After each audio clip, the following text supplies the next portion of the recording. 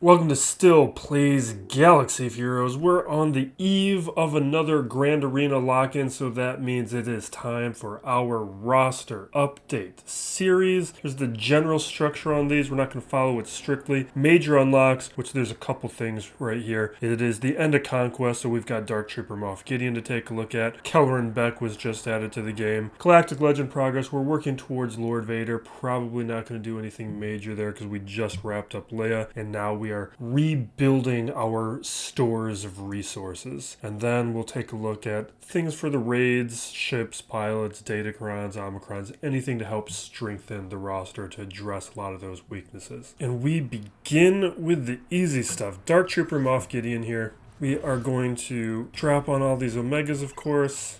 Not any Amis, because they are territory war Amis. I've been thinking about these Zetas, which ones I want to drop. I'm definitely going to do this unique Zeta. That one we'll put on. The reason I'm a little hesitant on the other two is because they both require him to be in leadership, which in Grand Arena and 5v5, we're probably not going to utilize depending on some of the results, although he does look fairly usable. He's not useless. It's not a sign of Django. The question, though, is 3v3. For 3v3 testing, the other Zetas make a lot of sense. I just don't know if I want to do them with how low we are on Zetas. We might do a week without, see what it feels like. But the one thing we are doing is taking up to Gear 11. That is our go-to move with every new character. I always make sure I have Kairos set aside for those purposes. The next thing we do is the other character, Kelleran. This character is fairly easy to handle. Actually, let me show you guys one thing. Here's that general spreadsheet that I've been using to track my gear for all the different projects. This column here is for Mandalorians. This column here is for general things that I'm working on. This one is relics. This Mandalorian column also includes Kelleran because this is also the characters related to Mandalore Bo. The one thing that I want to draw attention to is this line here. This is for stun cuffs, where if you remember a week ago, we had surpluses of a ton of gear, including stun cuffs. It's generally not a piece that we worry about these days with the state of my roster, but Kelleran requires so many stun cuffs, he brought me into a deficit. So there's a lot of stun cuffs on him, but in general, he is a pretty easy to gear character. So if you haven't considered bringing him up to gear yet, maybe take a look at it, because I do think he's going to be a little bit usable at 3 stars Gear 11. The thing that's really nice about him, you can see here, he's at Gear 8, no Kyrotech, so we're going to bring him up easy. We're going to see the same deal here. No Kyrotechs at Gear 9. There almost always is. There are stun guns, stun cuffs, a couple other things. We're going to bring him up right there. And now here at Gear 10 is the first one. There's only one set of Kyrotechs required to bring Kelleran up to Gear 11. That is an incredibly easy to gear character for this state of the game. So with how I think he is going to be boosting up a Qui-Gon squad, that is an investment worth considering, because although he's not going to be the attacker that you're going to want him to be at 3 stars Gear 11, there is enough going on with the rest of the kit that is still going to make him valuable. It's the extra foresight mechanics. It's the savior mechanic on the leadership. All of these things are going to make Qui-Gon a lot more annoying, and I think still quite valuable. So here we will start dropping these Omegas. The Territory War Omicron, I'm not going to put on, but if I were to put on any Territory War Omicron, I think it's probably this one. I'd have to remind myself what the other Territory War Omicrons do, but this one is very strong. Now here we are going to drop on this Zeta, and this one, 15% max protection, true damage. Because I'm low on Zetas, I think I'm going to hold off on this one. This one might be more valuable at higher stars or at relics. I don't know that we're really going to get the output that we're looking for, because if we look at the stats, my protection, it says 66, 69, with a little bit of modding, or we'll get that up to 67, but we're probably not going to hit 70k, so we're only going to be seeing 6 stacks of his unique buff. But honestly, I still feel that's pretty good. I'd have to look at some other characters to see how they compare, but 67k protection, 34k extra, that's fairly competitive. But for now, we'll save the Zetas, we'll play around, get a little bit more of a feel, then decide.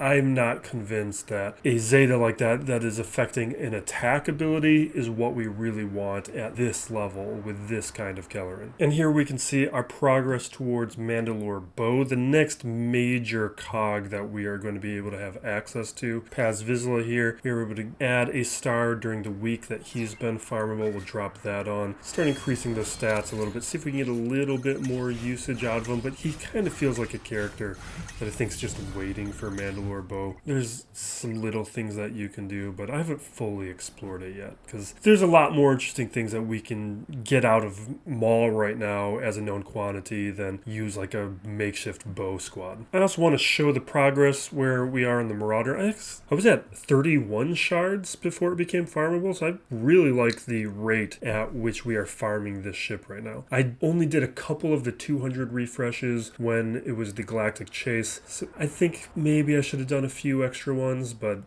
just 6 stars, I think it was good enough. This ship's been serviceable at that level. I've been pretty happy with it. Leviathan will be done within January. I think we're going to do 2 refreshes this month and 1 refresh next month. So for 3 total, or 30 sets of shards this month and 20 shards next month. Now, last time we did one of these, we did finish off some of my goals, which was Leia, getting her to Relic 7. We could push her further, but right now I just wanted to get her Ultimate Journey qualified, and we did add relics to Iden Versa, which meant that some of the projects that I was working on within these columns was completed. So we recalibrated, added a few new characters, which is why we are seeing a bunch of gear pieces now in deficit that used to be in surplus. And what that looks like is this. So I've added characters like Barriss and Kanan and Ezra. Just looking at some extra Jedi to start filling out a bunch of squads so that we can get a little bit more diversity, a little bit more use in how I play with them. Because, for example, right now, like Mace Windu, do I want to use him with Starkiller? Well, if I use him with Starkiller, that means I've pulled a Galactic Republic Jedi away from my Qui-Gon squad to pair with Ki-Adi-Mundi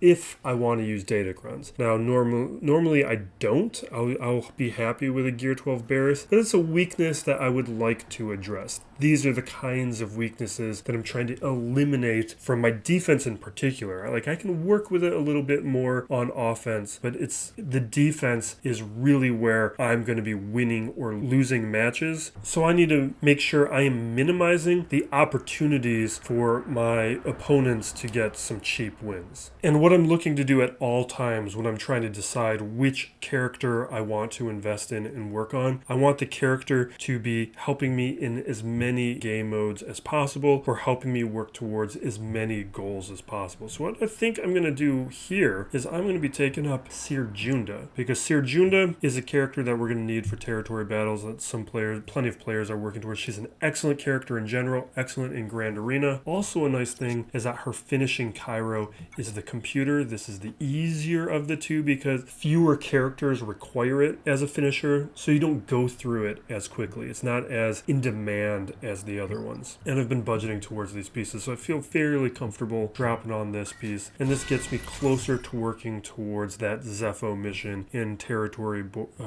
battles. Although I'm not going to go up to Relic 7 right now, or maybe I should. Is anything stopping me from going to Relic 7? I don't know for certain. Like, if I think about this, like, we'll do Relic 3 right now as I process it in my head, but there's a good opportunity this week because Territory Battles just started for me to actually start playing that mission and getting comfortable with it. I don't know if there's a reason for me to hold off playing it. I think I'm going to do it because the only pieces I'm low on is the Electrium Conductors, but I don't need those right now because I can't actually put on any of those pieces until we are done farming the Mandalore Bow requirement characters. So I've got a month and a half, 2 months before I actually need to have enough Electrium Conductors. So I can feel kind of guilt-free in spending those. The signal data, same deal. Like, you can see a little bit lower on that one, partly because last week we spent a bunch. We're not going to work on Cal, because I don't need both of them right now. We already have Jedi Knight Cal Kestis at Relic 7. I think. I got to double check what I have Cal at. Do I have him at 7 or 5? We'll take a look at that in a moment. But yeah, that gets us one character closer to Zeffo. And you do want to get to that mission as quickly as possible. Now, with guilds and everything, you're only one piece of the puzzle, so you on your own can't do it. But it's probably something worth reminding your guild about what the payout on that mission is, because I believe it's a bunch of Kairos. So it does help to be qualifying for it sooner than later. Yeah, and Kelleran is at Relic 5, so we're going to take him higher. Relic 5 seems pretty adequate for most purposes of using him in Grand Arena so far, but there's definitely nothing wrong with taking him higher. A character of his value.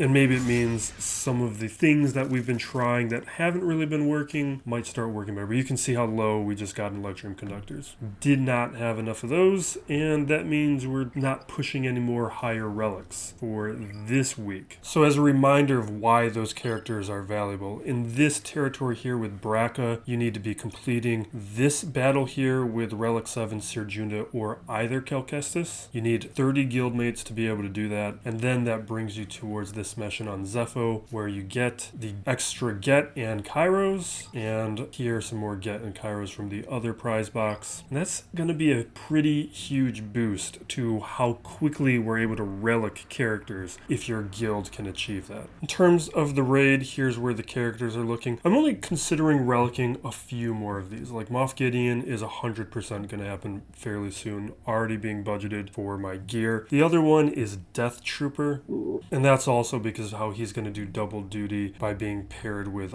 Iden in Grand Arena as an important counter, as well as being a pilot. So anytime a character is serving multiple game modes, ships, those become characters where it's pretty easy for me to justify and prioritize investing further into. Whereas a lot of these other characters like Paplu, like I don't need a 5 relic murder bear team. I'm fine with where it's at right now. Maybe at some point in the future CG will make me reconsider. Some of these other troopers I'm in no rush to add relics to. Like most of these characters probably going to hold off on. I guess Stormtrooper's the other one that I might consider at some future date. And in terms of where I'm performing right now, I got 8 million last raid. I think with modding a little bit of technique performance, I'll be able to get to the 8.75 no problem. That's what I'm hoping for. And then the eventual goal is the 10 million crate. And the last thing we're going to address in this roster update video is the few remaining Gear 11 characters that I have to bring to Gear 12. I'd just like to every so often knock a few of these characters off. I was holding off on the Jedi because I was thinking Kelleran Beck might elevate some of these characters like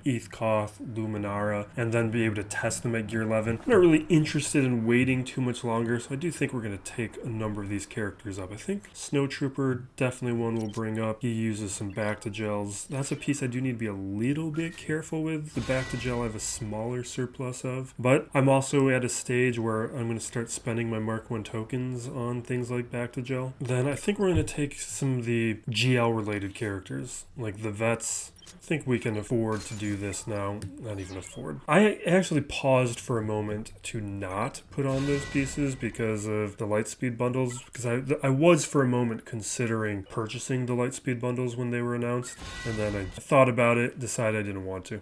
And with the rest of these, I think we're just going to do it thematically. Like, let's do IG-86 for no reason other than I can possibly throw them with Afra. Not that I ever would, but in theory, it's an option. I just want to hit my goal. I kind of want to hit this goal by the end of the year, and then I think we'll do Ewoks, and we'll do that for this week. This is like back to gel in terms of value and pricing, so I'm pretty careful with that piece. Back to gel we'll do now, but we probably don't want to spend too many more of those right now. I don't have that deep of a surplus, but we do have one more Ewok. Where do you go? Oh, Tebow's right there. I'll bring him up, and I think that's enough Gear 12 characters for this session. And then here's the few remaining. And that brings me to exactly 25 remaining characters needed to be brought up to Gear 12 minimum. Now, a couple of these I'm probably not going to touch. Like the Night Sisters, any remaining Night Sister, they are not going any higher unless CG forces my hand. And to show you what that means for GLs, like Lord Vader, I've been like this for months. I just need extra Kairos, and that's just not something I have right now. But I might start taking some of these individual characters up to relics gradually, especially now that the Marauder is so valuable. So it's a lot easier to start bringing up the Bad Batch in pieces. And then the Resistance heroes, they need Kairos. That's why they're at gear 11, but now everybody else is at gear 12. Same deal with SOKR. They've all been in that staging ground that I like for GLs for a long time. And a quick glance at the Datacrons. This is something I just show from time to time, but you can see the progress that was made. I'm going to continue working on these. I've just been using a lot of the Datacron store to purchase the level 1 material and the credits, so I need a little bit more time to continue working on those. That'll be happening throughout the next couple weeks. For the next week then, that means we've got a lot of fun testing that we'll be able to do in Grand Arena. That means Qui-Gon's coming to offense, so we can utilize Kelleran for testing there. And Dark Trooper Moff Gideon, we aren't going to use him with Maul in 3v3. I don't think it makes any sense, but we will try some Imperial Remnant stuff and see what they can do without the Zeta. I doubt I'm going to be able to find any 3v3 utility without the Zetas at a minimum, but we still like to have fun. And I do expect next week to be a really rough week of Grand Arena because I just went 3-0 in Kyber 2, which means we are now solidly in the middle of Kyber 2. We're at 3,500 skill rating-ish, and at that level, we might go 0 next week. And in that case, we'll just be looking for testing opportunities as much as possible. But we'll wrap it up there. Thank you for watching. Be excellent to each other, everybody. This is Still Plays Galaxy of Heroes.